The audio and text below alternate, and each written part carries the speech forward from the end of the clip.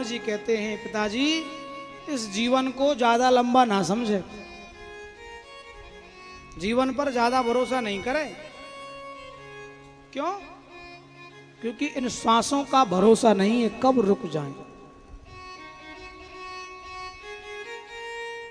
किसी को भरोसा है अपनी श्वासों पर? है? एक क्षण का भरोसा नहीं है, एक क्षण का। श्वास अंदर गई कि बाहर लौट के आएगी कि नहीं आएगी, इतना भी भरोसा नहीं है इस जीवन का। पश्यानिशम जगदिदम क्षणभंग निष्ठ, इस जगत को, अपने जीवन को क्षणभंगुर समझो कि क्षणभंगुर जीवन की कलिका, कल प्राति को जानो खिली ना खिली। मंदिराचल की सुच शीतल मंद, सुगंध समीर चली ना चली। कोई भरोसा नहीं है कि कलिकाल कुठार लिए फिरता, तन नम्र है चोट झिली ना झिली।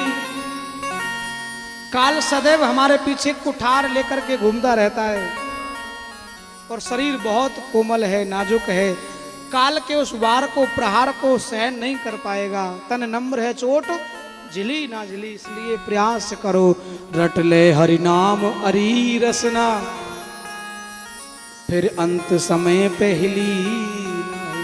रट ले हरि नाम हरि रसना, फिर अंत समय में हली ना हली। अगर अभी जिब्या चल रही है, शरीर काम कर रहा है तो भजन कर लो। क्यों? कि अंत समय का भरोसा नहीं है। कौन सी घड़ी में, किस परिस्थिति में अंत समय आएगा, भरोसा? हाथ काम करेंगे कि नहीं करेंगे, पैर काम करेंगे कि नहीं करेंगे, जिब्या हिलने लायक रहेगी कि नहीं रहेगी, भरोसा नहीं है। इसलिए अभी से प्रारंभ कर दो। और विद्वान लोग तो कहते हैं, भैया जिब्या मुख में जब भली, जब ले हरि को नाम। ये जीव मुख में जब ही अच्छी लगती है, सुंदर लगती है कि भगवान का भजन करे, नाम ले, नहीं तो काट गिराइए मुख में भली ना चाम। ये चमड़ी मुख में अच्छी नहीं लगती। हाँ, अगर ये भगवान का नाम जपे तो इसकी शोभा बढ़ जाती है, अन्यथा इसको काट डालो, ये चमड़ी मुख में भला किस काम की? पश्यानिशम जगदिदम क्षणभंग निष्ठ, इस जगत को क्षणभंगर समझ करके वैराग्य राग रस को भव भक्ति निष्ठ, वैरागी बन जाओ, वैराग के रस में रम जाओ और अपनी भक्ति को इतना प्रबल कर लो, इतना प्रबल कर लो कि ध्रुव की तरह, जब ध्रुव की श्वास एक हुई परमात्मा और आत्मा की, जीवात्मा परमात्मा की श्वास एक हो गई, श्वास को जब खींचा कि भगवान को दौड़ करके आना पड़ा ध्रुव को दर्शन कर देने के लिए। भक्ति प्रबल होती है, भगवान दौड़े चले आते हैं और सहजता से तैयारी करके नहीं आते। भक्ति कभी कभी तो किसी भक्त की इतनी प्रबल हो जाती है कि उसको चरणों में पादुका पहनने का समय नहीं मिलता, नंगे पांव वो दौड़ा चला आता है। गजेंद्र हाथी ने इतनी विरहता से उसको पुकारा कि भगवान हरि नंगे पैर दौड़ते हुए चले आए अपने भक्त गजराज की रक्षा करने के लिए। क्यों? क्योंकि वो प्रतिज्ञा में बंधा हुआ है, उसने प्रतिज्ञा कर रखी है, तू आवे कर एक पग मैं आऊं पग 60, तू बुलाकर तो देख मैं दौड़ा चला आऊंगा। लेकिन बंधु वो कमी कहां आ रही है, आता क्यों नहीं है? क्योंकि हमारे हृदय में बुलाने का भाव नहीं है। वो आज भी खाता है, लेकिन हम खिलाने के लिए यशोदा नहीं बन पा रहे हैं।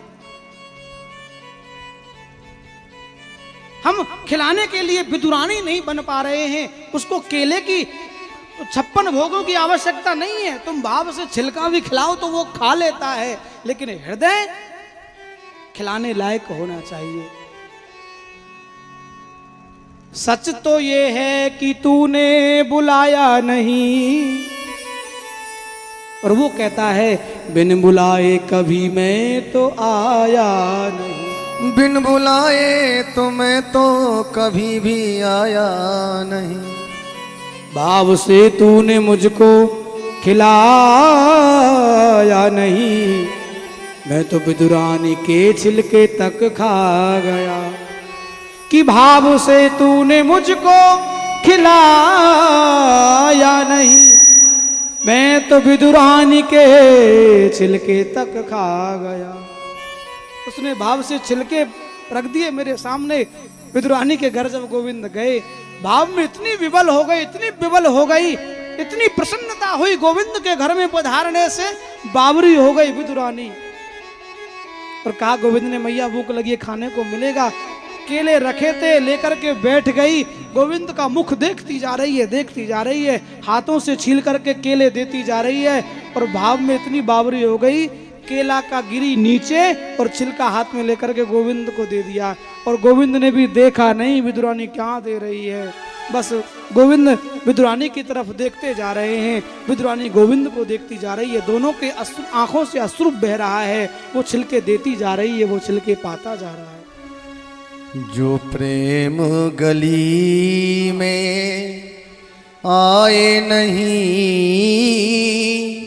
प्रीतम का ठिकाना क्या जाने। जो प्रेम गली में आए नहीं, प्रियतम का ठिकाना क्या जाने। प्रेम की इस गली में जब तक प्रवेश नहीं करोगे तो वो परमात्मा मिलने वाला, भाव की इस भक्ति में आपको प्रवेश करना ही पड़ेगा। भाव के सागर में डुबकियां लगानी ही पड़ेंगी। भव भक्ति निष्ठो। तीसरी बात कही पिताजी, अन्यश्च दोष गुण चिंतन मासु मुक्त्वः। दूसरों में अवगुण और दोष गुण देखने बंद करो। किसमें कितने गुण हैं, किसमें अवगुण हैं, सब बंद करो। केवल मन में सेवा का भाव रखो। गुण है तो अपने लिए हैं, दुर्गुण है तो अपने लिए।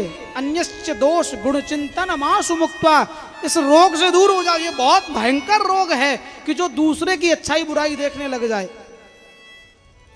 फिर उसको अपने अंदर कुछ नहीं दिखता है।